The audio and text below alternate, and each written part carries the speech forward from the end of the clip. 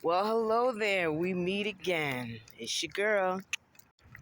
A couple of things I learned along the way, just to reiterate and, you know, have a conversation with my crew. Your family is not always people who are blood relatives, but those in which you share the same spirit, mind, and sometimes even chakra system with.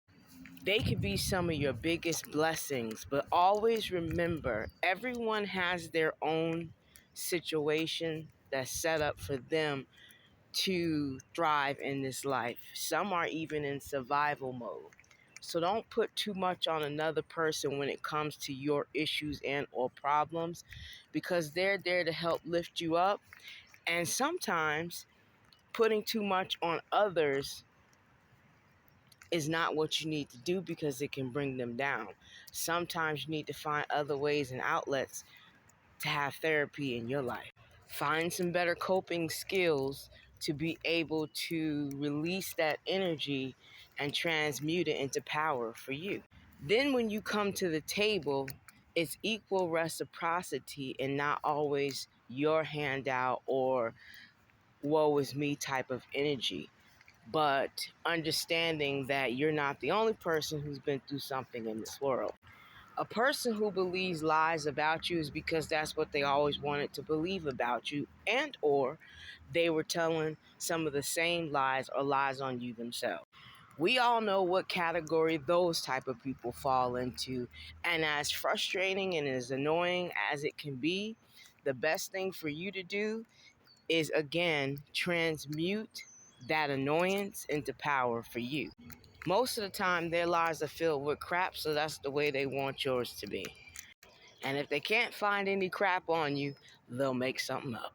That's just the way it is. A lot of broke people will do anything for money, including selling you out, setting you up. So watch out for those pocket watchers, because the only people watching other people's pockets is because they have nothing in theirs. They see you as an easy target and a meal ticket to fund their lifestyle, because they're not willing to work for what they need, want, and or desire. Discipline and self-control is hard work.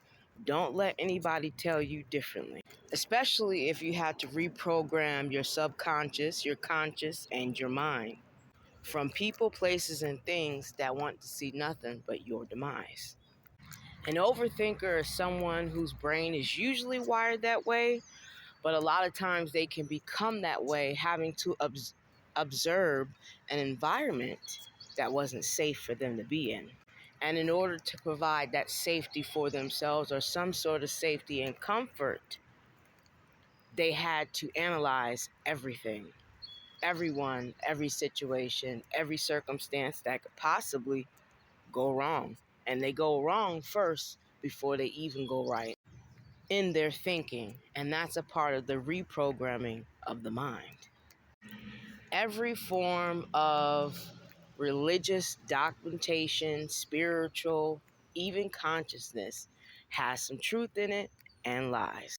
Learn how to eat the meat and spit out the bones. Time management, rest, and nourishment is your best friend, especially when you're trying to accomplish something.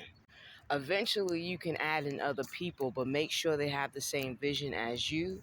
And if they have the same vision for themselves, it's nice to have a study buddy, if you will.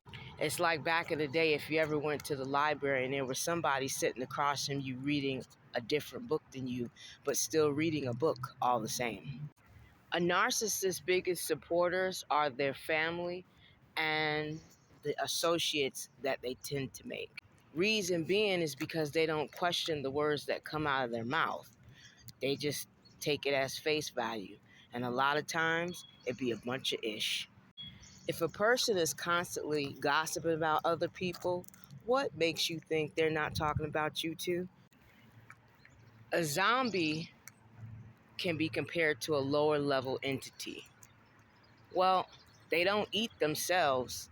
They run in packs. They only eat other people that have substance that they can feed on.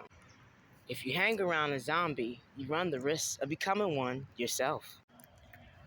Controlling parents, narcissistic parents, psychopathic parents don't teach their kids to go within. They teach their kids conformity, and then they teach their kids fear if they don't conform. That's why a lot of people have psychological issues when it comes to anything, and they're willing to run the rat race forever or never accomplish their dreams and become not so happy people. Because when you know that spirit has put something within you that is supposed to be out here, that is supposed to be a part of why you are here, then you start questioning what your purpose is when you need to go within to figure that out. Once you figure that out, put forth the work, the energy, and effort.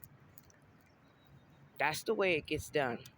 At first, you have to be the machine, and then eventually it runs on autopilot, and you can just sit back and relax. Time waits for no man, so don't waste it. Yes, money comes and goes.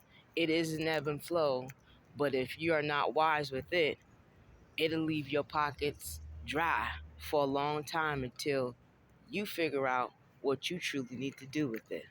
That kind of thinking and behavioral pattern will typically leave you asked out and having to depend on others that will resent you if they have to help you out too long, or you'll find out who your real friends and family are. Don't spin the block on people who have shown you that they don't mess with you. You may call it trying to repair the relationship. You may call it trying to make amends. You may call it just loneliness at times and you need someone to talk to. They're familiar. A lot of times they look at it as desperation and are laughing at you, either in your face or behind your back. Find you a new support team and get you some real ones on it. There's a difference between putting self first, which comes with self-love, and selfishness. Self-care, self-love, and putting self first comes with doing just that, but it does not mean you care for no one else. Well, as you can probably guess, selfishness is the opposite. How a narcissist typically tries to control you is to starve you out. If they have any sense of financial stability, that's what they'll use first. You don't have nowhere to go, unless they feel like they can get something from you, trust me, don't go there. Manipulation is their biggest tactic, but the reason why it's manipulation is because a lot of times they're either telling you straight up lies or half truths, spinning or exaggerating their rhetoric so that you are to believe the narrative they want to paint. They use these tools and resources as carrots that they dangle in front of your face because they know you're hungry. And when you're hungry, what do you want to do? You want to eat. They truly crave power that they don't really have. So that's why all of these things are used to get it. True power is leadership, and it's earned by what we do that doesn't fall in these types of categories. Because true giving gives from the heart with no expectation of return. A snake can only bite you if it's close enough to you to do so. Stay away from snakes, lions, tigers, and bears. Oh my. And always remember, if they show you who they are the first time, believe them. But know that people can change, but most people don't. A lot of times their situation and circumstances forces them to change. It wasn't something that they willed themselves to do. And never trust a person that gives you their nickname. That means they're truly incognito, and you may never get to know the real them. And a lot of times, you probably don't want to. Well, it's your girl. As always, stay tuned for more and look out for my ebook because it's coming. Subscribe to my YouTube page, and thank you to all my new subscribers and followers. May you be supported and loved always.